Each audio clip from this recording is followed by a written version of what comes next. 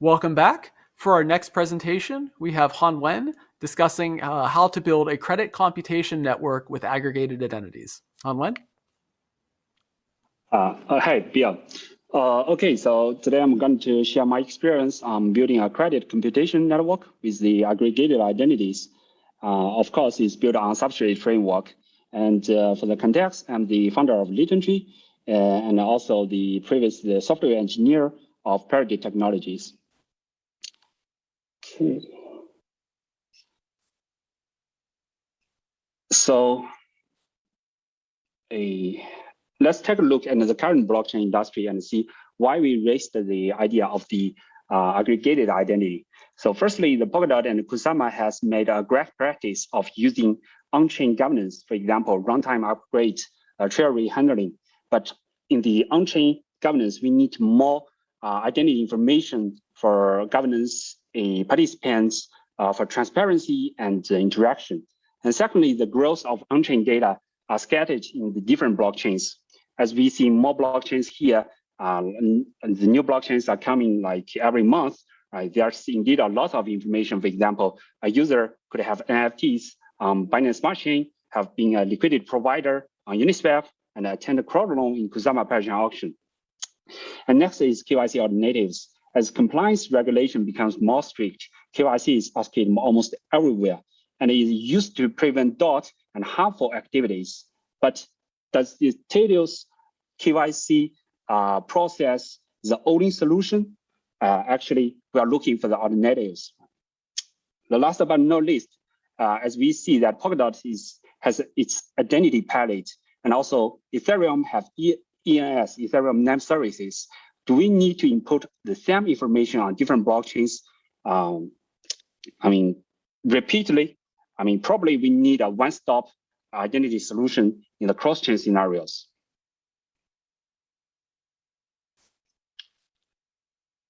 And to solve these problems, LatentTree proposed an idea of an aggregated identity, which is to link the identities you have into one and link the relationship.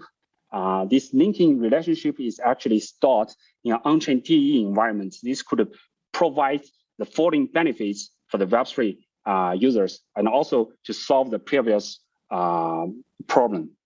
So functionally, it provides the interoperability from one blockchain to another. User could also use one blockchain signers to log into the other blockchain platforms and use the linked proxy accounts to make a payment cross-chain. And also financially, as an aggregated identity provides more info, it could be used as a KYC alternatives for ideal platforms for airdrop activities and to prevent the bots, right? And this is the, this is the aggregated identity is used as a KYC alternative. And socially, the aggregated identity could facilitate a better on-chain governance with a more complex profile, and further encourage users who has the similar interest to form a DAO. And last but not least, psychologically, the user, we also provide the dedicated privacy control for this aggregated identity, and it is the aggregated identity itself is also a self-sovereign identity. It is better than the other tools which make all the user information public.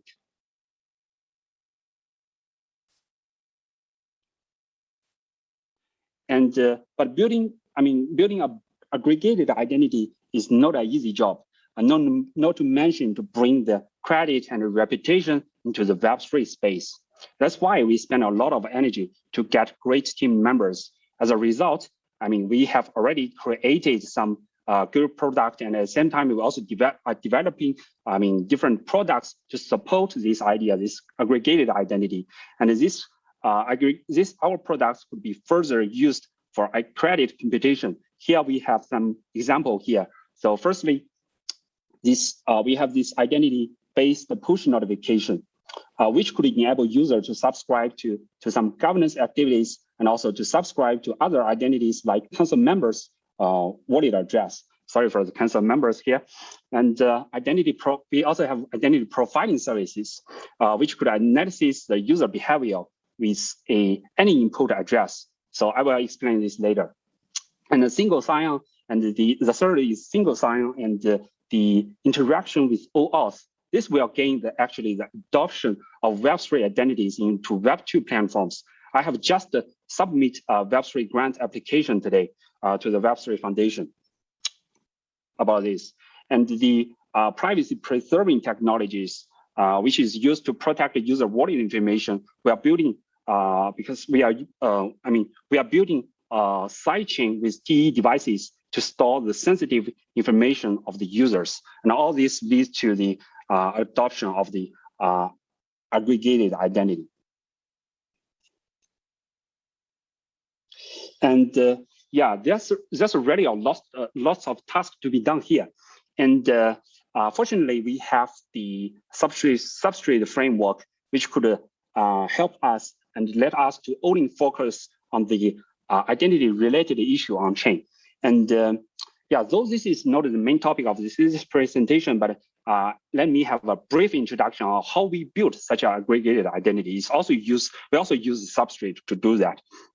The rough idea is that we assign a challenger to a user who wants to link identity into another network. And then this user, for example, like Solana or Ethereum, then the user needs to sign this message and submit like the signature in the network. And in our off-chain worker will then fetch the transaction and validate the proof in the transaction. So if you have already registered a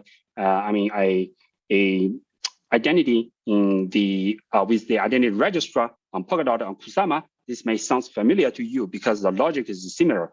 But our approach is validate the proof on chain. So and also the identity is encrypted, and so no one can see it. It's protected in the TE devices, so no one can see it. I will explain this later as well. And now we have the aggregated identity, but is that enough to provide the background information for this, like ideal for airdrop or for device services? No, it's not, because the identity link information are encrypted in the TE devices, so no other parties could access to it. Even for the owner, they could not get the linking information. So the outside world does not know that you are who you are, or if you are the targeted user, if you are, for example, a active governance participant, they have no idea. So we need a place actually to generate a proof for the in a decentralized way. This is what the literature network. This is where the literature network comes in. And the network mainly includes 3 different layers. The first one is the data source layer, and second one is address analysis layer, and third one is identity aggregation layer. So let's take a look one by one. Firstly, we have the data source layer. This is very straightforward. The layer is provided by various Web3 data services on different blockchains. Just a second. Yeah, okay. Like Polkascan, Subscan, or Etherscan, we need to gather the raw block information and to index the data by the wallet address, like the governance activities, IDO activities, and the access info like non-fungible token or fungible token, right? So this is very straightforward. But at the same time, we are also building our own data indexer to help index this data. Then let's move to the second layer, which is the address analysis layer.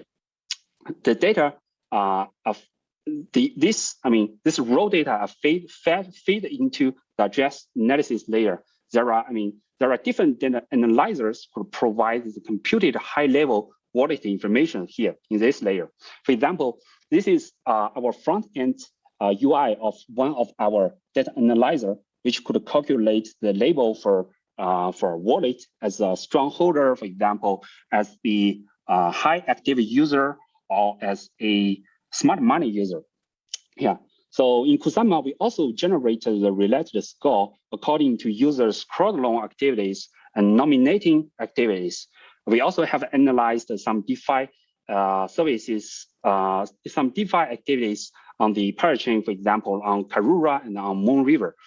We also cooperated with some ideal projects to help them to find targeted user and to prevent the bot to get the allocations. For example, we cooperated with Ranger protocol to do this. And the criteria here and the label specified and the label are specified in the smart contract. And actually, we encouraging everyone to set up such a data analyzer. The literature network will curate the results from different analyzers here.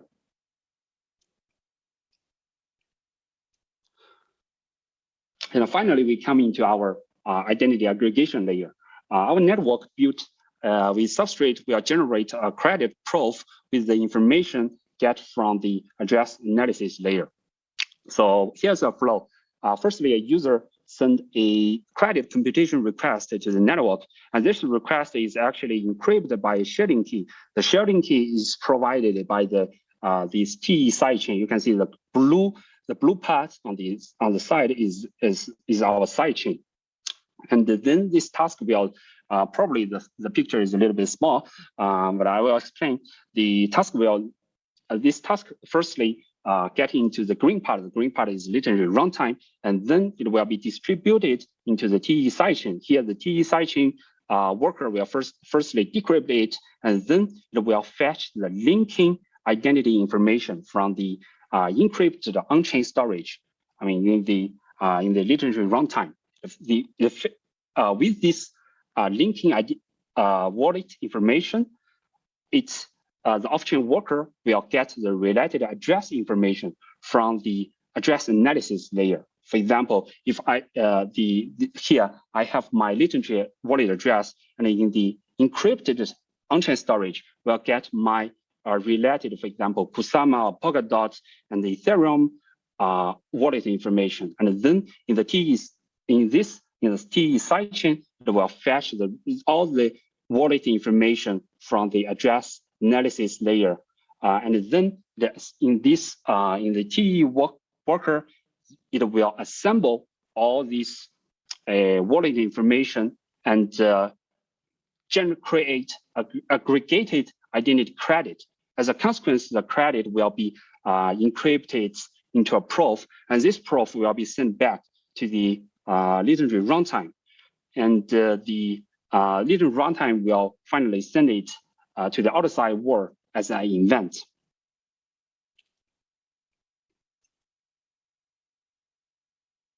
So here we would like to give some more information about the sidechain.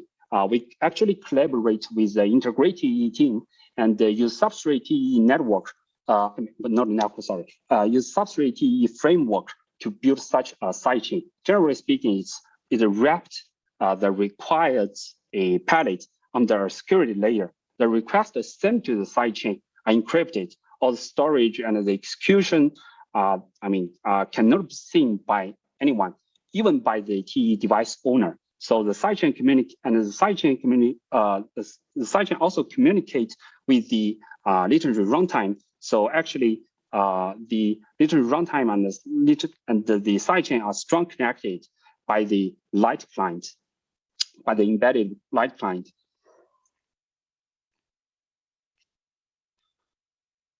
Okay, so also as you can see, we have several different pallets in this identity aggregation layer. As we mentioned before, there's NFT pallets. The NFT pallet actually could reduce the unnecessary computing for the less frequently changed data, and also to improve the efficiency of the identity data query. Why it does this is because if some user, for example, for the less changed data, user could record this data as an NFT. So next time, the user do not need to send another computing request to the network, and it will cost some money. But instead, he will directly to query if user have such an NFT in his accounts. So later I will make the example. So, but you see here, this is a screenshot of a web app, we actually provide a platform for project to distribute it NFT as a label for qualified user, and user could claim NFT in our platform and even further merge in two different NFTs into one. So this is some interesting features we provide here. So make a very wild example. So combine like the Polkadot strongholder with a Kusama strongholder to these two labels, you can get a Substrate diamond hand, this NFT. So just for example. Okay. Okay, see, I'm moving too fast. Yeah, this one. Remember, in the data analyzer layer, we have different criteria. They are records in the smart contract, and for example, the data analyzer information, the encrypted identity linking information are all stored here. And by using smart contract, we also get one more benefit is that we could compose the identity scoring algorithm easily. For example, to compose like the two, for example, the requirement of two labels in Polkadot and Kusama to compose them together into one.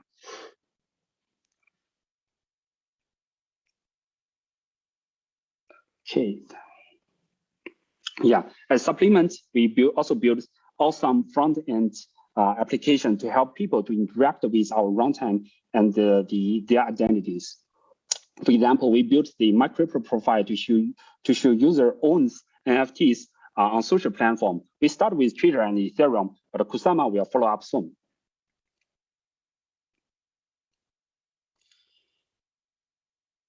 And we also built the web application. I already showed the screenshot before, but the app application is still in development. The features are identity hub for user to manage its identities. And we also built an app for user to easily participate the governance with the mobile devices and get push notifications and enable user to interact with the identity related features. For example, you see on the screenshot, the user could register his identity, see the identity info here. It's now, I mean, the demo app works on both Polkadot and Kusama. It's still in development, but we are, gonna release it soon, I think. Yeah, so thanks to the Substrate framework, we create this credit computation network and realize the interoperability with the aggregated identity, and also we achieve the composability and help user to protect the privacy and use actually the Polkadot and Kusama to ensure the security for our blockchain.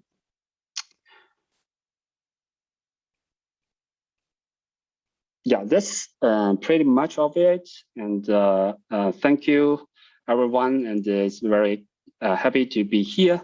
And thank you, Bill. I think I will keep to answer the questions in the Discord channel. Right. Yeah. So thank you, Hanwen. We have actually a couple questions I was hoping to ask you before you head off to the Discord channel. Yeah, sure. So first, and I think this was a little unclear. So is lit entry going to be planning to become a parachain along with the sidechain? So there'll be like a parachain with this runtime and then the sidechain? Yes. Okay. So we will have our runtime as a parachain, and we also encouraging other people to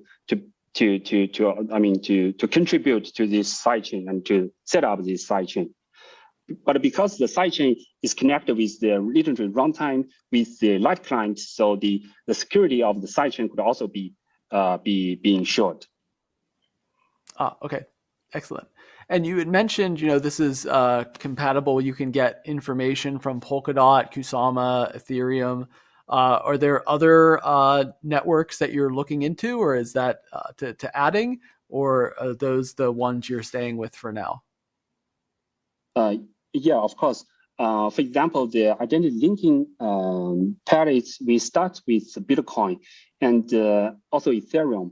And because we are EVM compatible, so I mean, lots of blockchain could be aggregated here. For example, the Polygon, for example, Binance Smart Chain, it could also be aggregated here. But we are also exploring some new potentials like Solana, yeah, at the moment.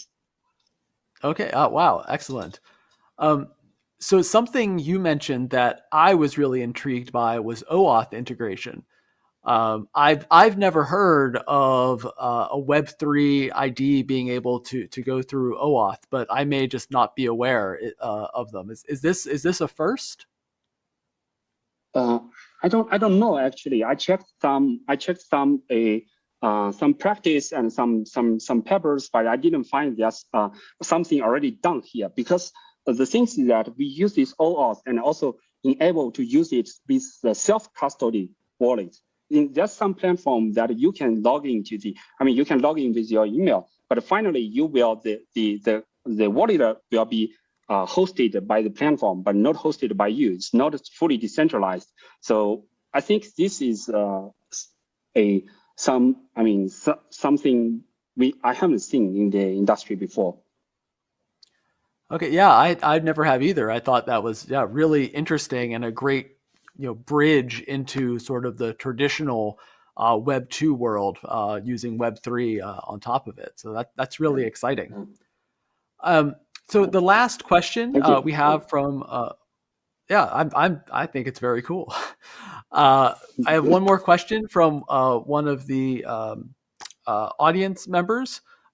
So how could you give an example of how this can be used to help people avoid having their identity analyzed? Like how this can be used? Can you give an example of how it can be used to protect privacy?